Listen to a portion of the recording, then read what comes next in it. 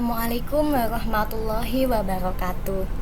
Oke teman-teman, kali ini akan melakukan percobaan dengan judul Metabolisme Karbohidrat Produksi Pati selama Fotosintesis. Nah, berikut ini adalah pribadi saya. Nama saya Sakinah Sabila Fatki dari Program Studi Pendidikan Kimia UIN Walik Songo Semarang. Next. Nah, tujuan praktikum percobaan kali ini apa ya? Kira-kira, tentunya untuk memahami metabolisme karbohidrat pada proses fotosintesis. Menurut dari Albert Ehlinger, itu metabolisme adalah reaksi-reaksi kimia yang terjadi di dalam sel. Reaksi kimia ini akan mengubah suatu zat menjadi zat lain. Nah, ternyata metabolisme itu terdiri dari dua proses, ada anabolisme dan katabolisme. Di mana anabolisme adalah proses-proses penyusunan energi kimia melalui sintesis senyawa-senyawa organik. Sedangkan untuk katabolisme itu adalah proses penguraian dan pembebasan energi dari senyawa-senyawa organik melalui proses respirasi. Jadi secara mudahnya itu kalau anabolisme adalah proses pembentukan atau penyusunan, kalau katabolisme itu adalah proses penguraian atau pembebasan. Nah, ternyata dua proses ini itu menggunakan dikatalis oleh suatu enzim. Nah, baik itu reaksi-reaksi dari yang sederhana maupun reaksi-reaksi yang rumit.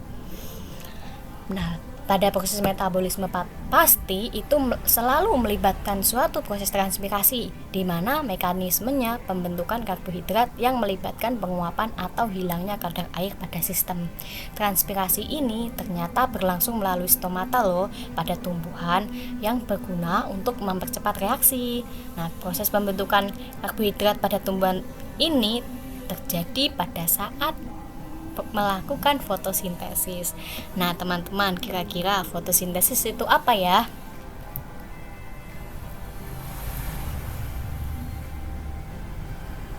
Nah, menurut Devlin, fotosintesis adalah suatu proses yang hanya terjadi pada tumbuhan yang berklorofil dan ataupun bakteri fotosintetik, di mana energi matahari dalam bentuk foton itu ditangkap dan diubah menjadi energi kimia.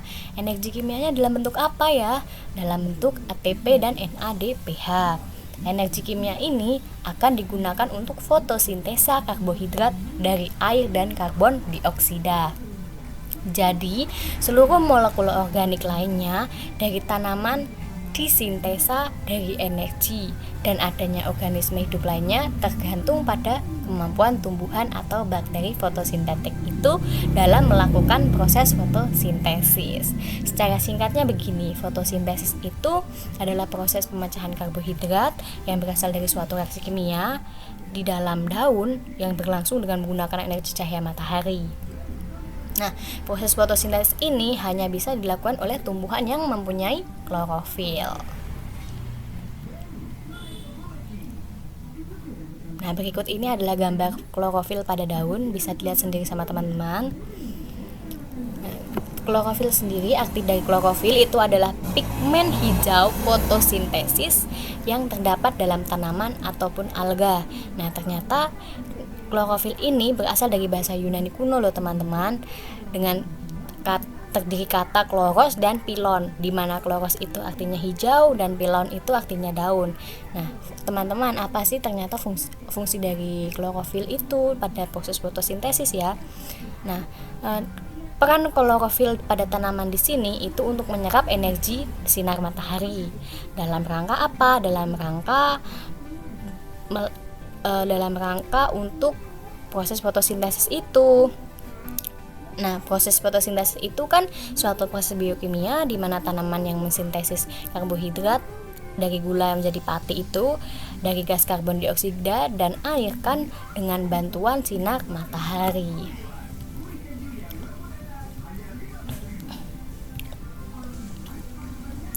Nah, ternyata teman-teman, proses fotosintesis ini dipengaruhi oleh beberapa faktor Di antaranya ada air, ada konsentrasi CO2, ada suhu, ada umur daun, ada translokasi karbohidrat dan cahaya. di mana faktor-faktor itu diperlukan tumbuhan untuk proses tersebut atau proses fotosintesis. Nah, kira-kira nih, kalau tidak ada cahaya matahari, tumbuhan bisa nggak ya melakukan fotosintesis? Tentunya tidak bisa teman-teman, karena proses fotosintesis sendiri kan membutuhkan cahaya matahari. Nah, iya kan, kalau tidak ada cahaya matahari, nanti tidak akan mampu melakukan proses fotosintesis, dan klorofil yang ada di daun itu tidak dapat menggunakan cahaya matahari kan, karena klorofil itu kan berfungsi apabila adanya cahaya matahari. Nah, secara jelasnya ini ada skema atau proses dari fotosintesis, yaitu dari bahan karbon dioksida dan air dengan bantuan cahaya matahari itu akan menghasilkan karbohidrat. Berdasarkan reaksi fotosintesis di atas, adanya karbon dioksida dan air itu merupakan substrat dalam reaksi fotosintesis, dan dengan bantuan cahaya matahari dan juga pigmen fotosintesis yang berupa klorofil serta pigmen-pigmen lainnya itu nantinya akan menghasilkan karbohidrat dan melepaskan oksigen. Jadi teman-teman, untuk percobaan kali ini saya akan menggunakan percobaan SAK. Nah, ternyata percobaan SAK ini, nama SAK itu ternyata adalah ilmuwan loh, teman-teman. Nah, SAK itu adalah ilmuwan yang mana dia itu membuktikan fotosintesis pada tumbuhan yang menghasilkan amilum di tahun 1860. Jadi beliau itu menggunakan daun segar yang sebagian dibungkus dengan kertas timah, lalu daun itu direbus dan dimasukkan ke dalam alkohol serta ditetesi dengan iodium.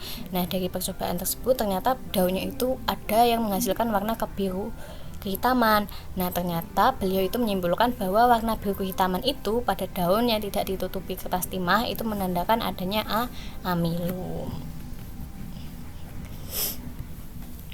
Nah, berikut adalah alat-alat sederhana saja sih teman-teman. Ada gelas, kemudian ada sumpit, ada kertas aluminium foil, ada penjepit kertas, kemudian gunting, kemudian panci. Untuk bahannya sendiri teman-teman, itu saya di sini menggunakan sinar matahari tentunya, air maksud saya, kemudian daun yang berklorofil, kemudian ada hand sanitizer. Nah, di sini hand sanitizer berperan sebagai alternatif dari penggunaan alkohol ya.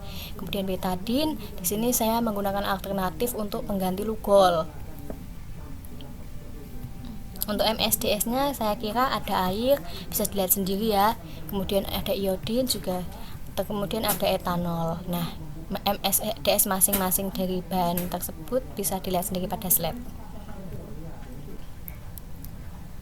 Oke, untuk cara kerjanya teman-teman, itu yang pertama itu kita menentukan daun dulu, memilih daun mana yang akan diuji coba, lalu kita lapisi daun tersebut dengan kertas aluminium foil, bebas mau di bagian tengah ataupun di ujung, bebas. Yang penting bagian daun yang akan diuji coba itu ditutup oleh kertas aluminium foil.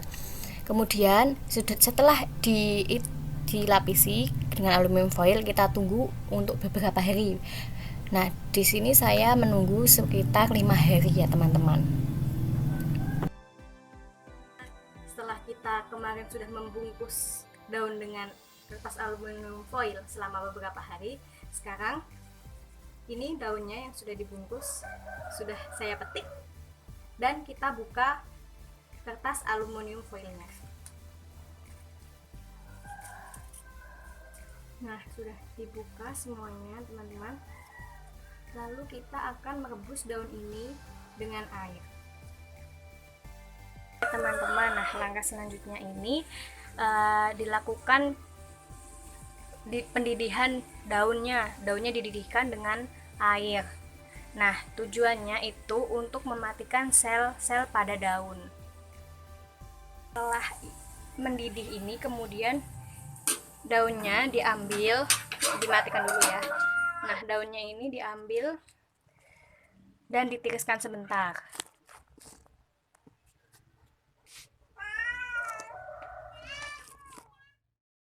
Setelah itu daunnya tadi direndam dengan alkohol.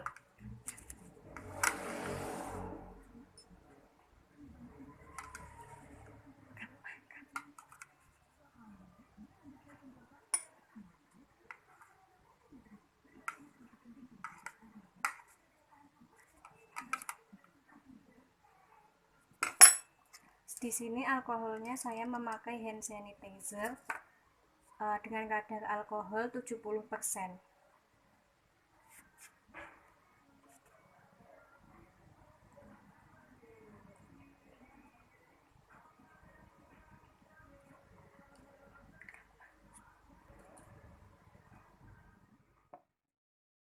Tadi kan daunnya sudah direndam dengan alkohol ya. Nah, sekarang ini dipanaskan alkoholnya dan dengan daunnya juga, tapi melalui perantara air ya. Nah, di sini kenapa alkohol tidak boleh langsung dipanaskan atau langsung terkena dengan api, karena sifat alkohol yang mudah terbakar. Itulah mengapa di sini saya memanaskannya melalui perantara panci dan air. Nah, tujuannya dilakukannya pemanasan dengan alkohol, hal ini karena ingin melarutkan sel-sel klorofil yang ada pada daunnya.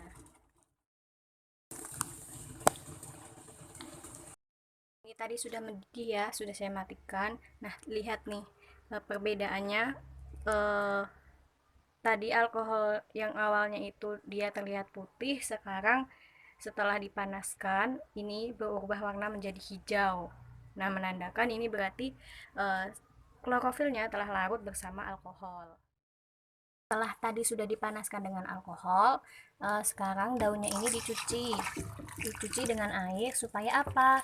Supaya zat-zat alkohol yang ada di daun ini sudah ikut hilang atau melarut dengan air ini.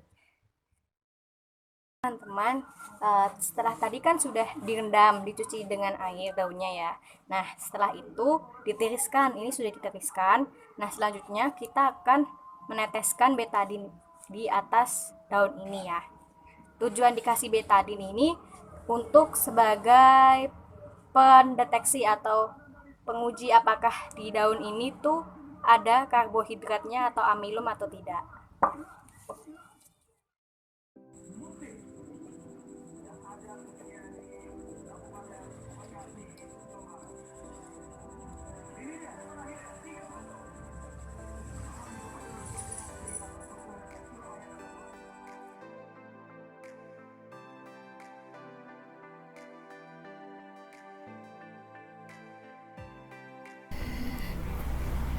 Setelah kita melakukan percobaan, kita memasuki pada hasil pembahasan percobaan metabolisme karbohidrat produksi pati pada fotosintesis. Nah, berikut adalah tabel pengamatan daun-daun yang tadi diujikan ya. Di sini saya mengambil ada 3 sampel daun, di mana saya daun 1 itu saat dididihkan dengan air terlihat layu, kemudian juga daun 2 dan daun 3 juga terlihat layu. Kemudian saat dipanaskan dengan alkohol, pada daun 1, 2 dan 3 sama-sama daun hijaunya memudar ya warnanya. Warna hijaunya maksud saya itu memudar. Oke, next. Untuk tabel pengamatan daun selanjutnya, pada daun 1 ini gambar percobaannya. Pada saat hasil ditetesi dengan betadin itu warna daunnya tidak menunjukkan perubahan warna di antara bagian yang tertutup kertas aluminium foil dan tidak tertutup. Nah, keterangannya berarti daun 1 itu saya tidak berhasil dalam menunjukkan adanya karbohidrat pada daun tersebut. Kemudian untuk daun 2, di sini terlihat ada perbedaan warna. Di bagian tengah terlihat hijau pucat dan di bagian lain terlihat biru kehitaman setelah ditetesi dengan betadin. Keterangannya berarti daun 2 itu saya berhasil dalam menunjukkan bahwa ada pembentukan karbohidrat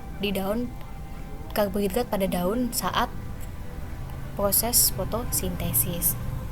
Kemudian untuk daun ketiga, saat ditetesi dengan betadin itu terlihat adanya perbedaan warna. Di bagian tengah itu terlihat hijau pucat, dan di bagian lain itu terlihat kehitaman. Sama dengan daun 2, berarti keterangannya saya berhasil dalam menunjukkan bahwa adanya pembentukan karbohidrat di dalam daun saat melakukan fotosintesis.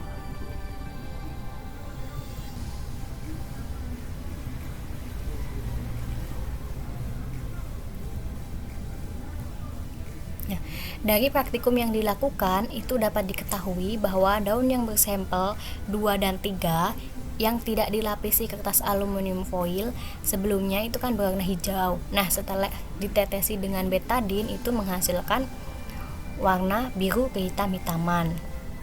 Nah, hal ini membuktikan bahwa pada bagian daun tersebut itu menghasilkan karbohidrat atau amilum dari hasil fotosintesis. Nah, di dalam daun yang terdapat amilum tersebut ternyata itu mengandung polisakarida ya, yang merupakan hasil dari proses fotosintesis. Nah, adanya warna biru tersebut saat ditetesi dengan betadin itu terbentuk karena adanya ikatan tara amilum yang mana mampu mengikat iodium sehingga menghasilkan warna biru.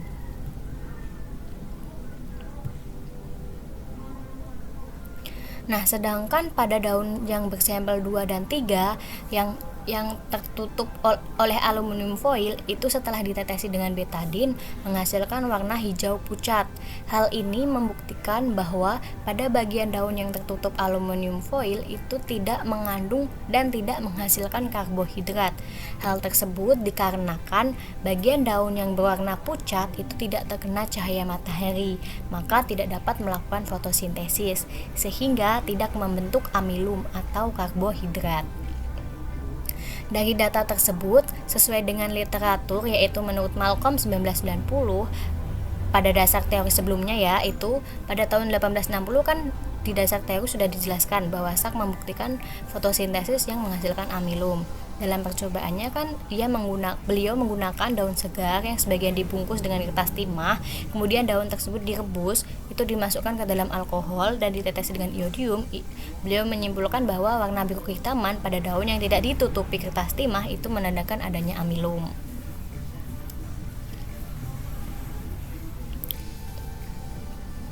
Maka dari itu, dari sampel daun 2 dan daun 3 itu telah terbukti mengandung amilum dan terbukti adanya daun tersebut melakukan fotosintesis. Artinya, tumbuhan tersebut dapat mensintesis makanan secara langsung dari senyawa anorganik. Nah, tanaman yang dapat mensintesis makanan langsung itu dinamakan dengan tanaman yang bersifat autotrof. Nah, tumbuhan tersebut menggunakan karbon dioksida dan air untuk menghasilkan gula dan oksigen yang diperlukan sebagai makanannya, serta energi untuk menjalankan proses dari fotosintesis. Pada tumbuhan, organ utama tempat berlangsungnya fotosintesis itu adalah daun. Namun, secara umum, semua sel yang memiliki kloroplas itu berpotensi untuk melangsungkan reaksi ini. Nah, di organel inilah tempat berlangsungnya fotosintesis, tepatnya pada bagian stroma. Hasil dari fotosintesis itu biasanya dikirim ke jaringan-jaringan terdekat terlebih dahulu. Pada dasarnya, rangkaian reaksi fotosintesis itu dapat dibagi menjadi 2 bagian, yang mana ada reaksi terang karena memerlukan cahaya dan reaksi gelap karena tidak memerlukan cahaya sehingga tidak membutuhkan pigmen klorofil.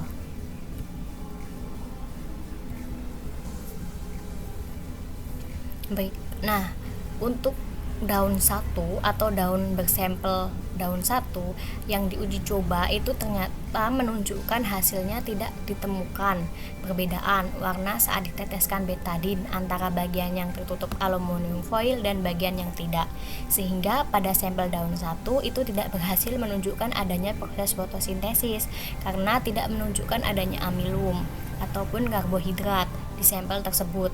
Hal tersebut dipengaruhi oleh adanya faktor-faktor yang lain. Nah, bisa dilihat sendiri kan pada sampel daun 1 ini masih terlihat hijau atau sama, tidak seperti daun pada sampel 2 dan 3.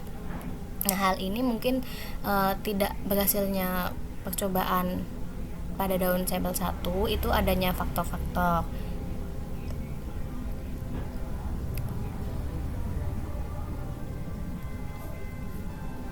Faktor-faktor yang menyebabkan tidak berhasilnya percobaan pada sampel daun 1 itu diantaranya pada saat daun itu terlapisi dengan kertas aluminium foil, kondisi aluminium foil itu ditemukan tersobek saat daun tersebut telah saatnya itu atau saat daun tersebut itu telah memasuki waktunya untuk dipetik oleh praktikan, sehingga hasil percobaannya itu tidak terbukti karena aluminium foil tersobek. Nah, jika aluminium foil tersobek kan ada celah matahari yang masuk pada daun tersebut, sehingga mengakibatkan percobaan untuk daun sampel 1 itu tidak terbukti mengandung amilum.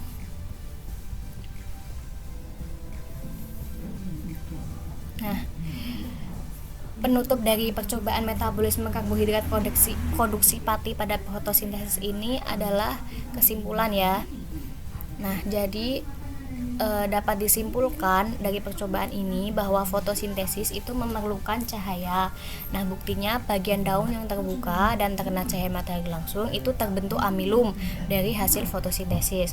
Nah, berdasarkan hasil pengamatan yang dilakukan pada sampel daun 2 dan 3, daun yang tidak tertutup aluminium foil itu mengandung karbohidrat, dan daun yang terlihat pucat itu daun yang tertutup aluminium foil.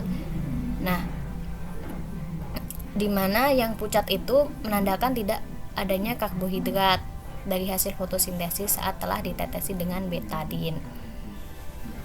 Nah, sedangkan untuk sampel daun 1 itu tidak berhasil membuktikan adanya amilum dan bahwa daun tersebut melakukan fotosintesis, karena tadi ya sudah dijelaskan bahwa sampel daun 1 tidak ada perbedaan antara daun yang ditutup aluminium foil dan yang tidak.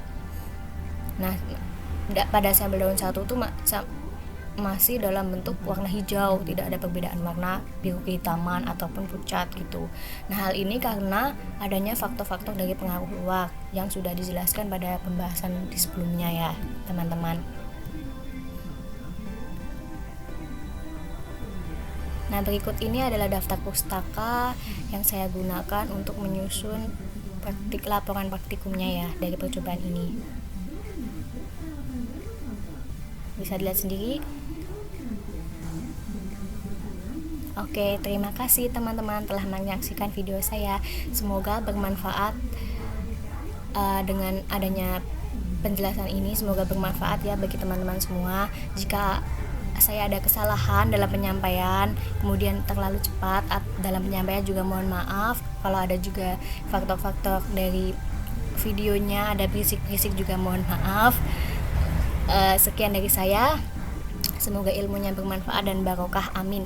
Wassalamualaikum warahmatullahi wabarakatuh.